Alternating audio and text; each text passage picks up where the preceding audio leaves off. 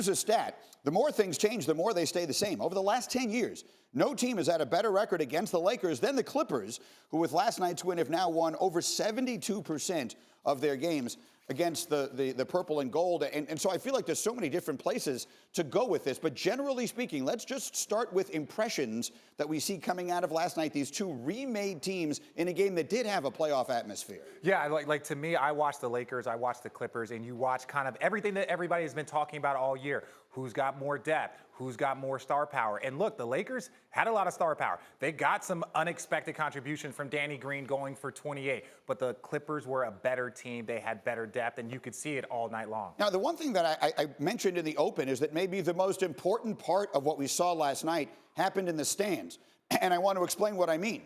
This was a Clipper home game, technically. Of course, these teams share an arena. Yeah. This was technically a Clipper home game. But it was an overwhelmingly Laker crowd, which suggests to me that if these teams meet in the playoffs, it will be 7 home games for the Lakers. It will be 7 home games for the Lakers, but it's still just, it's a different vibe. It's a different atmosphere. The Lakers, like you heard Kawhi come out there and say, I'd like to I thank you, Mike, for coming, the Clipper fan. That was awesome. They're not going to have look, the Clippers are going to have their fan base, but when it's Lakers, Clippers, it's always going to be more Laker fans. And they played without Paul George last night as well, so they're going to get better. Yeah. The Lakers, LeBron was making it sound afterwards, and reasonably so, like, look, we need some time to gel. We're all just figuring each other out. Is that an accurate way of looking at it? It's true. Look, the Clippers were missing their second best player in Paul George, one of the top 10 players in the league, and the Lakers were missing their third best player in Kyle Kuzma. So there's a lot of points being missed on both sides, but you can still see that the Lakers can't afford any injuries, where the Clippers have some depth, where, look, they played great without Paul George, and they had a lot of contributions from a lot of people on their bench. Their bench was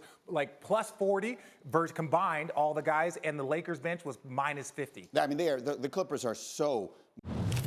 If I told you right now one of these two teams is going to win the championship this year, which would you bet it's going to be? Right now, this very second, I would say the Clippers. They have a much more balanced team. They're going to be able to have guys be out, like you see with Paul George, if someone on their bench gets hurt. I don't really think the Lakers can handle any injuries like they've had the last few years. So I think the Clippers are in a better position to go an 82-game stretch, have the best record, and possibly. Doesn't mean that the Lakers can't win the title. They're probably second or maybe third. But really and truly, the Clippers are the better team. Yeah, they got 60 points, the Clippers did, off their bench last night, which illustrates your point perfectly. How much should we make of the fact that it was a Clipper home game, but it was a Laker crowd? Well, I think that's something that is always going to be that way. Like when I played for the Nets for all those years, no matter how much better we were than the Knicks, and we were a lot better than the Knicks, like it was always still a But you didn't have to play them in a playoff series, and this may happen. It'd be 7 home games. We did, but we swept them. So we didn't get to the 7 home games. That was the only issue because the Knicks Will it matter when these two teams play? It will not matter, because you're talking about proven guys like Kawhi Leonard. He can go on the road.